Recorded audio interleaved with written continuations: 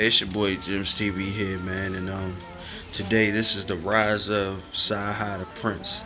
Now we're gonna talk about how he came to be, his career, and some of the things that went on to change the trajectory of his career. Let's get into it. Cyhi, born Sadell Charles Young, 1984, September 15th. This guy's a rapper. He's a singer, songwriter. He was first signed to Convict Music with Akon and the gang, and then he transitioned over to Good Music and Def Jam. So recently in the interview, he stated that he was never truly signed to Good Music. He just was over there, just writing and being a part of the team, a part of the camp, doing the freestyles. But we all know he's written for numerous artists such as Kanye, such as Travis Scott, and other artists who some of them are named, some of them aren't, but it's basically a lot of the artists in the Good Music camp. But the tricky thing about this, he was born in Stone Mountain, Georgia, which is a surrounding Georgia area, but he still maintains, his allegiance to Atlanta and the rest of the Georgia area. He's a Southern artist, but he doesn't, just like Andre 3, just like T.I. and a lot of other guys, they were inspired by West Coast and New York, and it's a part of that style. You can hear it in some of that lyrics.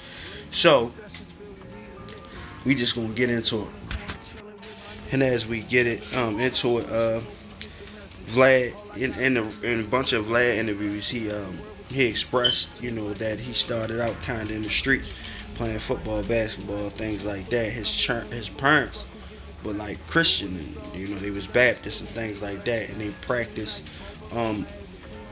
things of, a part of the religion.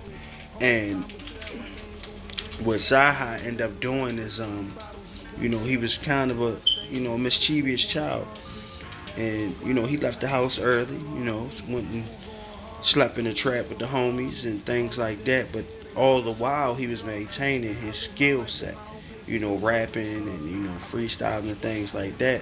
While they was in the trap, bored, nothing to do. This is a lot of artist story. And he didn't get into all the cocaine and things like that, but he sold marijuana for the most part. So by him selling marijuana and things like that, and being in the streets and around street guys, he developed a certain swagger to him. He developed a certain, a know-how and a way to navigate through things.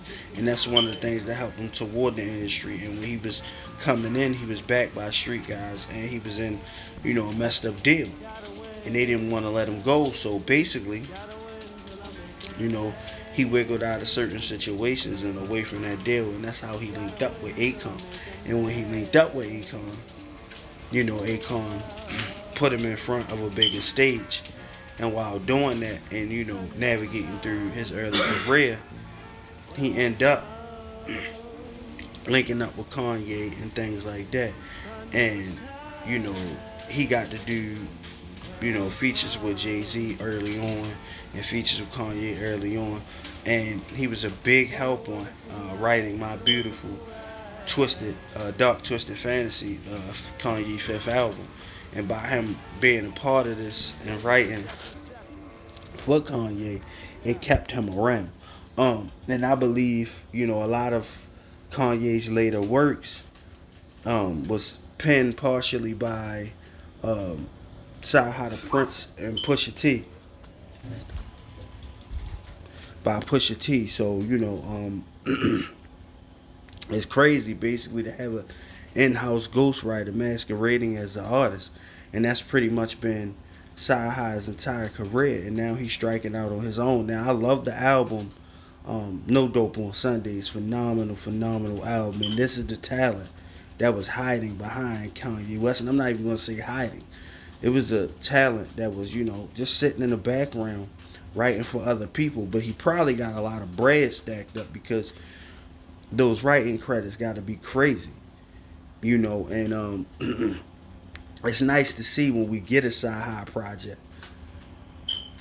Now, Cyhi The Prynce has numerous mixtapes. I mean, you got you know, the Black History joint, the Royal Flush joint.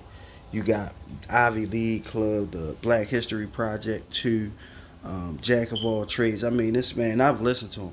This man has mixtapes upon mixtapes upon mixtapes going from 2010 to 2017.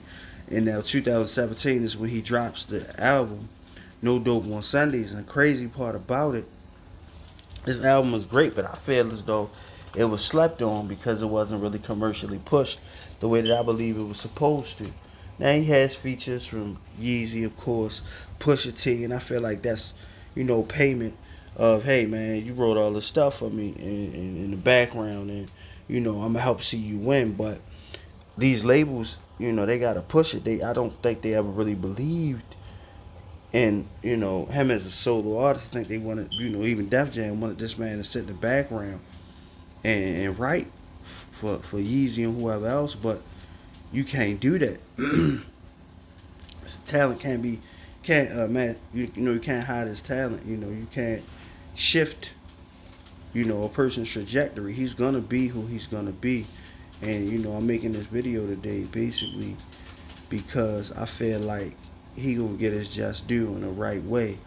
And there's nothing wrong with him shining and still being able to write with others and being linked to Kanye and whoever else.